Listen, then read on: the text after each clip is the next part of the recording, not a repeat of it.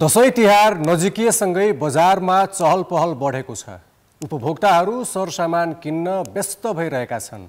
तर चाडबाडकै मुखमा खाद्यान्न सामग्रीको मूल्य वृद्धि भएको छ।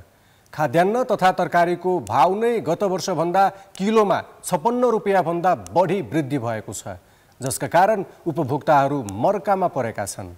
सरकारी अनुगमन पनि नाम मात्रको छ। अनुगमनको प्रभावकारितामै अनेकौं प्रश्नहरू उठिरहेका छन्। उपभोक्ताको हक अधिकारबारे आवाज उठाउने उपभोक्ता हित संरक्षण मञ्च नेपाल पनि मौन छ। मञ्च सरकारी ढिलासुस्ती र व्यापारीको मनोमानीबारे किन बोल्दैन? यिनी विषयबारे कुरा गर्न आज हामीसँग हुनुहुन्छ उपभोक्ता हित संरक्षण मञ्च नेपालकी उपाध्यक्ष सुवर्ण प्रभा गुरागाई। स्वागत छ यहाँलाई कान्तिपुर समाचार। धन्यवाद सर। दशैं नजिकिएको छ, तर चाडबाडकै मुखमा आएर बजारमा महँगी बढेको छ। कसले बढायो महँगी? महँगी बढाउने अधिकार त व्यापारीसँग हुन्छ। कृषकले त बढाउँदैन। कृषकले त उत्पादनको मूल्य नै पाइराखेको छैन। त्यसैले बजार सबै व्यापारी र उद्योगीसँग नियन्त्रणमा छ बजार। त्यसैले बजार रोगी छ। उपभोक्ता रोगी छन्, अस्वस्थ छन्, सँगसँगै बजार अस्वस्थ छ। बजार रोगी बनेको छ। व्यापारीको भूमिका छ मूल्य बढाउनमा। व्यापारीको भूमिका छ। सरकारले तोकेको निश्चित मूल्य छ, तर त्यो मूल्यलाई नागेर व्यापारीले आफ्नो मनोखुसीले ती सामानहरूको मूल्य वृद्धि गरेका छन्। नियन्त्रण गर्न सक्नु पर्यो सरकारले। आफूले तोकेको मूल्यमा बजार चलेको छ कि छैन त्यो अनुगमन गर्न सक्नु पर्यो। तर चाडबाडकै बेलामा महँगी बढाउनु पर्ने, मूल्य बढाउनु पर्ने, उपभोक्तालाई मारमा पार्नु पर्ने, त्यस्तो के आइलाग्यो? यो त सधैँको रोग हो नि व्यापारीको। अहिले आइलागेको विषय होइन सर। यो त वर्षौँदेखि किन मैले बजार रोगी छ भने यो बजार जबदेखि बजारको एउटा कन्सेप्ट भएर बजारमा वस्तु बिक्री वितरण हुन थाल्यो, किनबेच हुन थाल्यो, त्यो बेलादेखि नै व्यापारीको सोचमा आएको गलतपना हो यो। त्यसैले व्यापारीले जतिसक्दो आफू नाफा कमाउने उद्देश्यले व्यापारलाई आफ्नो नियन्त्रणमा लिन्छन्, बजारलाई आफ्नो नियन्त्रणमा लिन्छन्, जहाँ सरकारको कमजोरी पनि हो। सरकार कमजोरी भएको कारणले सरकारको कमजोरी थाहा पाएर व्यापारीहरूले एकाधिकार जमाएको हो बजारमा। त्यसैले बजार रोगी हुनुको कारण यो मानेमा कि जब उपभोक्ता ठगिँदैछन् त्यो ठगिने क्रममा बजार कसले नियन्त्रण गर्छ भन्दा सरकारले गर्नुपर्छ। तर व्यापारीले नियन्त्रण गर्यो, व्यापारीको हातमा बजार गयो। त्यसैले बजारमा मूल्य अचाक्ली बढेर गयो अनि उपभोक्ता मारमा पर्ने भयो। अब तपाईहरु उपभोक्ता हितको कुरा गर्नुहुन्छ, तपाई उपाध्यक्ष हुनुहुन्छ। हजुर। अब उपाध्यक्ष हुँदै गर्दा आफ्नो तपाईले धेरै किसिमका अनुभवहरू होलान्। काम गरिसकेको उपभोक्ताको हितको लागि आवाज उठाउने सन्दर्भमा धेरै पटक बोलिसक्नु भयो होला, बोल्ने पनि गर्नुहुन्छ, विभिन्न पहलहरू गर्नुहुन्छ। तर दशैंका बेलामा, तिहारका बेलामा, चाडबाडको मुखमा मूल्य बढ्दा उपभोक्ता हित मञ्च के गर्छ? मञ्च त यस्तो, यो चाडबाडमुखी अनुगमनका लागि मात्रै मञ्च बोल्दैन। मञ्चको भूमिका भनेको वर्षभरि नै हो। किनभने मञ्चमा जो आबद्ध छ, मञ्च एउटा संस्था हो जुन कानुनी व्यक्तिको रूपमा रहन्छ। प्राकृतिक व्यक्ति र कानुनी व्यक्ति हुन्छन्। व्यक्ति आफै सचेत हुन्छ भने यो संस्था पनि एउटा कानुनी व्यक्तिका रूपमा सचेत हुन्छ। तर संस्था आफै त चल्दैन। संस्थामा व्यक्ति छौँ हामी नेपालभरि 63 जिल्लामा छौँ। हामी उपभोक्ता संरक्षण मञ्च नेपालका 77 जिल्लामा 63-64 जिल्लामा हाम्रो शाखाहरू छ। हाम्रो काम हुन्छ हरेक स्थानीय तहसम्म हामी जोडिएका छौँ। स्थानीय तहमा बजार अनुगमन समिति, उपभोक्ता हित संरक्षण मञ्च, नगर कमिटी, गाउँपालिका कमिटी गरेर कमिटी छ। त्यो कमिटीले त्यो स्थानीय सरकारलाई सहयोग गर्ने, घचघच्याउने काम गर्छ। त्यसैले हामी चुप लागेका छैनौँ। हाम्रो त बोल्ने मात्रै काम हो। हामीसँग अधिकार छैन। हामी त सरकार होइन।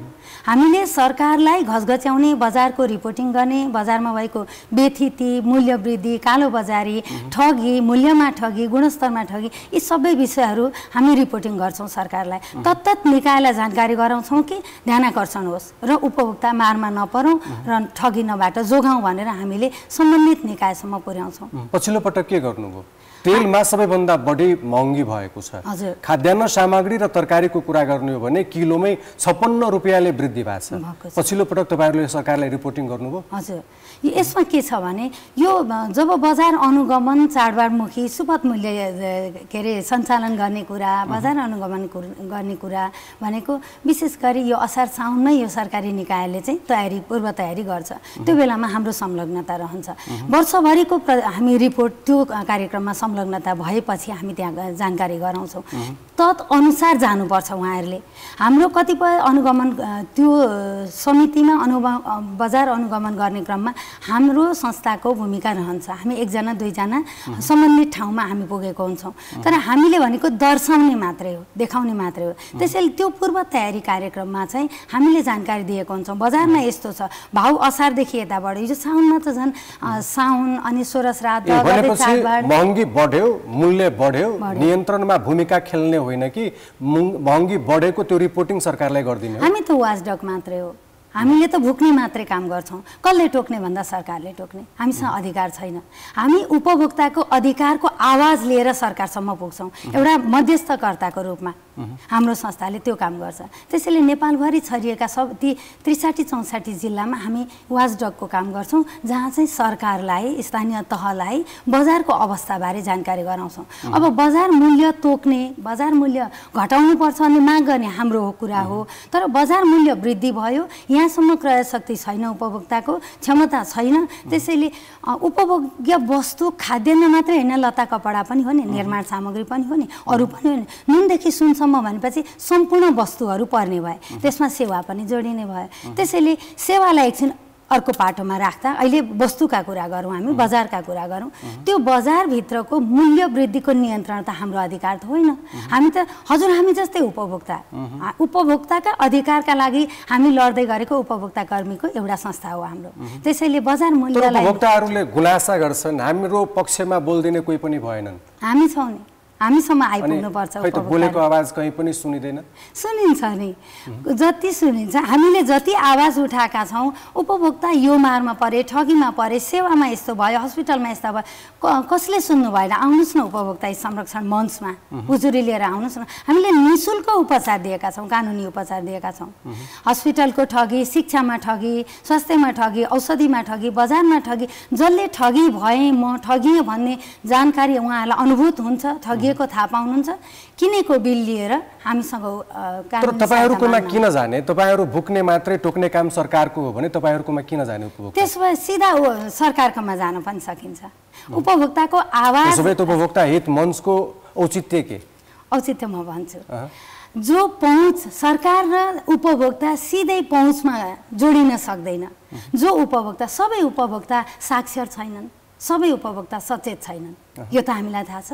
त्यसैले ती जुन उपभोक्ता जसले उजुरी गर्ने ठाउँ पनि थाहा छैन, उजुरी हुन्छ भन्ने पनि थाहा छैन, कानुनी उपचार पाइन्छ भन्ने पनि थाहा छैन, क्षतिपूर्ति पाइन्छ भन्ने उपभोक्ताका 8वटा अधिकार पनि थाहा छैन, उपभोक्ताका 4वटा सिद्धान्त हुन्छन् बजारमा भन्ने पनि थाहा छैन, जसलाई संविधानको धारा 44ले उपभोक्ताको हकलाई संरक्षण गरेको छ भन्ने कुरा त झन् थाहा छैन। त्यसैले यी हक विषयमा चाहिँ उपभोक्ता सचेतना शिक्षा लिएर हामी उपभोक्तासम्म पुग्छौँ। पहिलो हाम्रो आधारभूत कुरा, पहिला हामी सचेतना कार्यक्रम गर्छौँ, त्यस पछाडि उपभोक्तालाई जगाउँदै सचेत गराउँदै बजारको व्यथितिलाई सरकार समक्ष पुर्याउँछौँ। त्यसैले उपभोक्ता हित संरक्षण मञ्चको काम छैन भन्न सकिँदैन। तपाईँले उपभोक्ताको 8वटा अधिकारको कुरा गर्नुभयो, ती के हुन्? प्रश्नाइदिनुहोस् न। सूचनाको पहिला अधिकार, छनौटको अधिकार, बजारमा माई मनी माई राइट्स, मेरो गोजीको पैसा मेरो अधिकार हो, म जुनसुकै पसलमा छनौट गरेर किन्न सक्छु भन्ने छनौटको अधिकार हुन्छ। सूचनाको अधिकार हुन्छ, त्यो वस्तुमा के मिश्रण भएको छ त्यो बाहिर प्याकेजिङमा हुनुपर्छ, उल्लेख हुनुपर्छ, जुन कि उपभोक्ताले देख्न पाओस् यहाँ के मिसाइएको छ। मूल्य कति छ थाहा पाउनुपर्छ, मूल्य पनि थाहा पाउने अधिकार राख्छ सूचनाको हकभित्रै, सुसूचित हुने हकभित्र। अनि त्यसभित्र के अरे उत्पादकको हो, उत्पादन नीति कहिले हो, अनि त्यसको एक्सपायर हुने डेट कहिले हो, उपभोग्य समय कति हो, त्यो थाहा पाउनुपर्छ। र त्यो वस्तु तथा सेवा दुवैको, सेवामा नीति हुँदैन, वस्तुमा त हुन्छ। त्यसैले सूचनाको हक भयो, छनौटको अधिकार भयो, कानुनी उपचार पाउने अधिकार भयो, उपभोक्ता शिक्षाका अधिकार भयो, लगायतका 8वटा अधिकार छन् यसमा। अहिले पछिल्लो पटक दशैंकै मुखमा चाडबाड आउन लागिसकेपछि सुपथ मूल्यको पसल सञ्चालन भएको छ, विभिन्न ठाउँहरूमा भइराखेका छन्। तर त्यही सुपथ मूल्य पसलमै पनि सामानहरूमा मूल्य बढाइएको छ, 5 देखि 10 रुपियाँ मूल्य बढेको छ। त्यो पनि व्यापारीहरूकै कारणले हो। अब तपाईले फेरि जवाफ दिनु होला, अब त्यो नियन्त्रण गर्ने काम सरकारको हो हैन? भन्नु सरकारकै त्यो हो नि। उपभोक्ता हित संरक्षण मञ्चले अथवा उपभोक्ताले खोलेको पसल होइन नि त। त्यो त सरकारले उपभोक्ताको हितका लागि बजारमा त्यो व्यापारीले आफ्नो अधिकार जमाएर मनोखुसी व्यापारमा चाहिँ मूल्य वृद्धि नगरोस् खाद्य वस्तु तथा सामग्रीमा भनेर सुपथ मूल्य खोलेको हो नि त। सुपथ मूल्य भनेको खुद्रा मूल्यभन्दा केही कम, होलसेल रेटभन्दा थोरै त्यस बीचको लाग्ने लागत जोडेर चाहिँ राखिएको हो नि त, जसले प्रत्यक्ष रूपमा उपभोक्तालाई राहत मिलोस् भनेर खोलेको हो। अब त्यहाँ पनि सरकारले खोलेको सुपथ मूल्य पसलमा पनि बजार मूल्यभन्दा बढी हुन्छ भने त्यो कसको जिम्मेवारी हो त? कसको लाचारीपन हो त? त्यो त सरकारले हेर्नु पर्दैन। जब उही भन्छ सुपथ मूल्य पसल खोलियो, आउनुहोस् तपाईँलाई बजारभन्दा कम मूल्यमा राहत दिँदैछौँ, चाडबाडमुखी तपाईँका सामग्री लिन आउनुहोस् भन्छ, अनि किन्न जाँदाखेरि त्यहाँ पनि फेरि पहुँचवालाको मात्रै छ पहुँच त। त्यहाँ जसको गाडी छ, जसको भेहिकल छ, जो छिटो पुग्न सक्छ त्यसको छ। जो गरिब छ 3 दिन धाएर बजारमा सुपथ मूल्य पसलमा आउँछ, 3 दिनमा पनि पालो नपाएपछि रित्तो हात फर्किन्छ। गरिबलाई चाडबाड आउँदैन। सबै ठाउँ पहुँच त धनीको मात्रै छ, जसको एक्सिस हुन्छ उसले मात्रै। अब मूल्यमा जाउँ। त्यो मूल्य यदि तोकिएको मूल्यभन्दा फेरि सुपथ मूल्य पसलमा मूल्य वृद्धि हुन्छ भने हामीले त यही कुरा जानकारी गराउने हो सरकारलाई। के हुँदैछ त हेर्नुहोस् त, 5 देखि 10 रुपियाँसम्ममा मूल्य कम छ बजारभन्दा विभिन्न वस्तुमा, चिनी लगायतका, नुन चिनी लगायत तेलसम्ममा 5 देखि 10 रुपियाँ मूल्य कम छ भनिएको छ।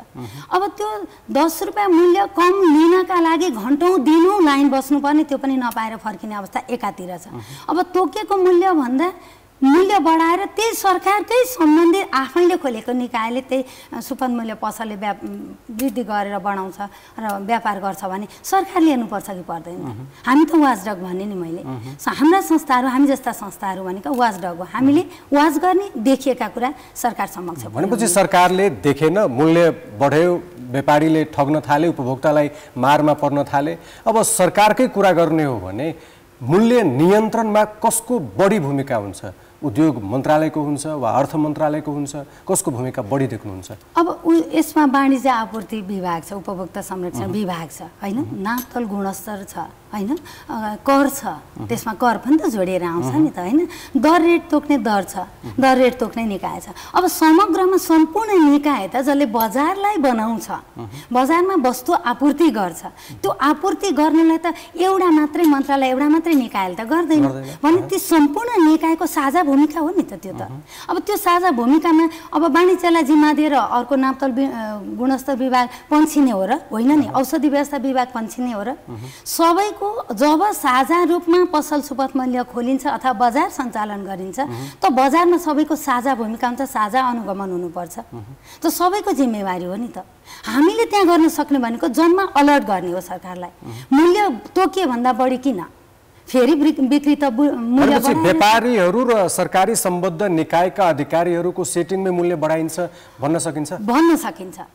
भन्न सकिन्छ किनभने हामीले अनुगमन गरेका, हामीले आफ्नो तर्फबाट बजार अनुगमन गर्दा, उद्योग अनुगमन गर्दा, उत्पादकको अनुगमन गर्दा, कल कारखानाको अनुगमन गर्दाखेरि त्यहाँभित्र भएका ती करतुतहरू हामीले उजागर गरेका छौँ र त्यसको रिपोर्ट तथ्यसहित हामी निकाल्छौँ। जस्तो हाम्रो उपभोक्ता संरक्षण मञ्च प्रदेश 2 मा हेटौँडा चितवनमा हामीले गरेका अनुगमन, ग्यासका अनुगमन भए, औषधि सरकारी निःशुल्क, सरकारले 98 प्रकारका औषधिहरू चाहिँ निःशुल्क वितरण गर्ने भनेर 98 प्रकारका औषधि उपलब्ध गराएको छ सरकारी अस्पताल अथवा तल स्वास्थ्य केन्द्र, स्वास्थ्य चौकीसम्म। तर स्वास्थ्य चौकीमा सिटामोल पनि इभन त्यो पनि पाइँदैन, बाँकी 2-4 प्रकारका पाए नि रहेका औषधि सबै त्यो स्वास्थ्य संस्था सञ्चालन गर्नेले आफ्नो भए आफ्नो मेडिकलमा नत्र अर्काको फार्मेसीमा मेडिकलमा ती औषधि बेचेर उताबाट नाफा कमाइराखेको हुन्छ। यो केस हामीले हेटौडामा गरेको छ,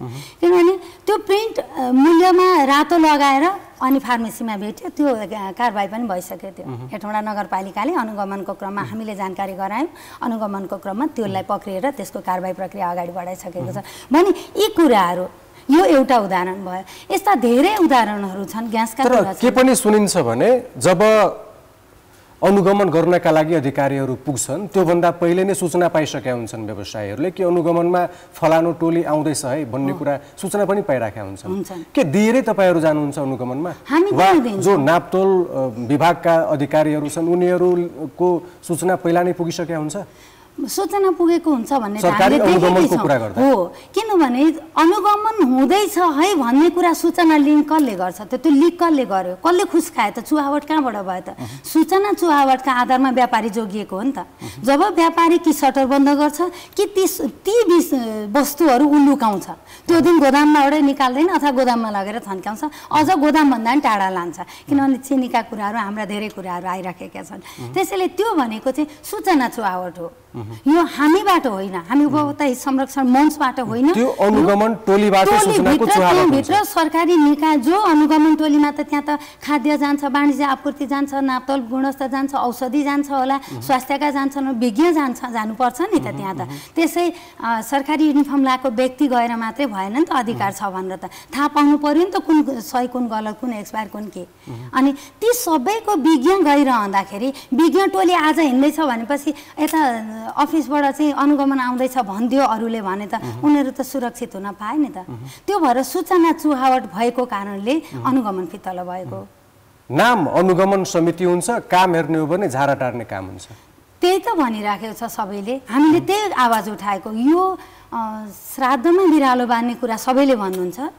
श्राद्धमा बिरालो बाँध्ने भन्दा पनि पूजामा पान चढाउ ताम्बुलन के भनेर पान चढाउ भन्छ, तर मान्छेले एउटा ल्वाङ चढाएर पानको सट्टा ल्वाङ चढाउँछ के।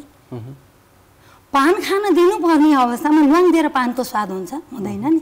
उपभोक्ताको पनि त्यही हो। जब अनुगमन भएपछि त प्रपरली अनुगमन केमा गर्ने भनेर गएको टोलीले आधिकारिक रूपमा गर्नुपर्ने हो नि त। अनि त्यो झारा टार्नलाई त्यहाँमाथि चाडबाडमुखी। अब असार साउनमा यो योजना बन्छ, भदौदेखि अनुगमन सुरु हुन्छ। सुपथ मूल्य पसलको कुरा भर्खरै हामीले चर्चा गरिहाल्यौँ। दसैँ तिहार पनि गरिँदैन, दसैँ अगाडि गरेपछि तिहारलाई पनि त्यही अनुगमनमा छुट पाइन्छ। भाइ मसला बिग्रेका मसलाहरू खान बाध्य छौँ त हामी। त्यसको मूल्य कसैले भनेको छ 1400 होलसेलमा पर्छ, उसले कतिमा ल्यायो 1400मा अहिले पाइन्छ भने तिहारमा त्यसलाई 1700-1800 भनिन्छ 1 किलो काजुलाई।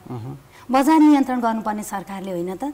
त्यसैले व्यापारीको एकाधिकारमा बजार चलेको छ। अझ हजुरले सेटिङको कुरा अघि अहिले भर्खर भन्नुभयो, यहाँभित्र सेटिङ छ भन्ने आवाज त पहिल्यैदेखि आएको हो नि। त्यसैले व्यापारीलाई संरक्षण गर्छ सरकारले भन्ने आवाज उठिराखेको छ। सरकारले केही नगरेको होइन, गर्छ, गरेका कुरालाई राम्रा कुरालाई राम्रो भन्नुपर्छ। तर सरकारका ती विविध मन्त्रालय अन्तर्गतका विविध निकायहरू जो बजारसँग सम्बन्धित छन् प्रत्यक्ष रूपमा, त्यो बजारसँग सम्बन्धित मन्त्रालयका कर्मचारीहरू तलब खाएको हो नि त्यो दिनभरि, होइन त? मासिक तलब खाएपछि त त्यो दिनको पनि मासिकमा जोडिन्छ नि। तर अनुगमन भत्ता पनि लिनुहुन्छ। बजार चल्छ 24 घण्टा अथवा 24 घण्टामा 22 घण्टा 20 घण्टा बजार चल्छ। चाडबाडमा 20 घण्टा 18 घण्टा चल्छ। अनुगमन गर्नुहुन्छ 4 घण्टा। जब 4 घण्टामा अनुगमन गरेर फर्किनुहुन्छ त्यस पछाडि बजारको व्यथिति फेरि सुरु हुन्छ। अर्को कुरा सूचनाको अघि चुहावटको कुरा गऱ्यौँ हामीले। अब अनुगमन गरेर फर्किनुहुन्छ, कोही त्यहीँ बस्नुहुन्छ, कोही अँगालो मारेर अलि पर जानुहुन्छ, चिया खानुहुन्छ। अनुगमन टोलीले व्यापारीबाट केही पनि खानु हुँदैन। यो त अहिले भनेको छ। अझ तपाईँहरूलाई राम्रोसँग थाहा होला, अनुभव पनि होला, एउटा व्यापारीले उपभोक्तालाई कसरी ठग्छन्? सामानहरूको सूचीमा मूल्यमा कसरी ठग्दा रहेछन्? सूचीमा देखाइएको दैनिक सूची राख, मूल्य सूची दैनिक हुनुपर्छ भनेको छ नि सरकारले, होइन? दैनिक राख्ने ठाउँमा 1 महिना अगाडिको हुन्छ, मिति राखिँदैन, कतिपय ठाउँमा लेखेर राख्ने सूची हुन्छ हैन। फेरि बजारको एउटा विशेषता मूल्य वृद्धि भइराखेको हुन्छ अथवा तलमाथि फेरबदल भएको हुन्छ। आयातका आधारमा बजारको मूल्य निर्धारण गरिन्छ, यो त हामीलाई थाहा छ। त्यसैले पहिलो हप्ता आएको आयात मूल्य चाहिँ त्यो सबै जोड्दा बजारमा खुद्रा मूल्यमा जुन रेट थियो, अर्कोचोटि आउँदाखेरि आयात मूल्य घट्यो भने त्यो घटेरै जाने भयो बजार दर। अब बढेर आउने भयो, बढ्ने भयो। अब व्यापारी खुद्रा व्यापारीकामा त्यही दरले जाने भयो सामान, तर उसले घटेर आयो भने पुरानो दर महँगो रेट नमेटिरहेको छ। अब बजार अनुगमन भयो भने सचेत हुन्छ, एक हप्तासम्मको मूल्य राख्छ, फेरि अनुगमन जाँदैन, फेरि उसले आफ्नै रेटमा चलाउँछ। खुद्राले पनि त ठगिराखेको छ नि। त्यसैले बजार मूल्य जुन बजारको विशेषता हो, मूल्य तलमाथि भइरहने, त्यो चाहिँ जानकारी उनीहरूले सामान आफ्नोमा आए पछाडि त्यो अनुसारले मूल्य सूची कायम गर्नुपर्छ नि। तर महिनौसम्म एउटै मूल्य सूचीमा राखिराखेको हुन्छ। 160 भयो मुसुर दालको दाम घटेर भने उसले 220 रुपियाँ लेखिराखेको हुन्छ, 220 लेख्छ। बोरामा आएको हुँदैन मूल्य, उसको मूल्यको आधारमा उसको मुखको दरको भाउमा हामीले किन्नुपर्ने हुन्छ नि। ठिक छ, उपभोक्ताको सहजताका लागि मर्का नपरोस्, दसैँ तिहार जस्ता पर्व मनाउन पाओस् सजिलै ढङ्गले। कतिपयलाई कस्तो लाग्न थालेको छ भने चाडबाड नआइदिए हुन्थ्यो भन्ने खालका महँगीहरू सिर्जना भएको छ, त्यस्तो स्थिति देखिएको छ। मूल्य नियन्त्रण गर्न र उपभोक्तालाई सहज बनाउन कसको भूमिका कहाँनिर देख्नुहुन्छ? त्यसको वातावरण निर्माणको लागि के गर्नुपर्छ? तपाईँको सुझावहरू के छन्? हजुर, आजको विषय पहिलो नयाँ विषय उठेको, आज मात्रै बजारमा हामी सरकारसँग यो कुरा गर्दै थियौँ भने ती फेरिस्ता सबै त्यो पहिलादेखिको योजना भन्नु पर्थ्यो।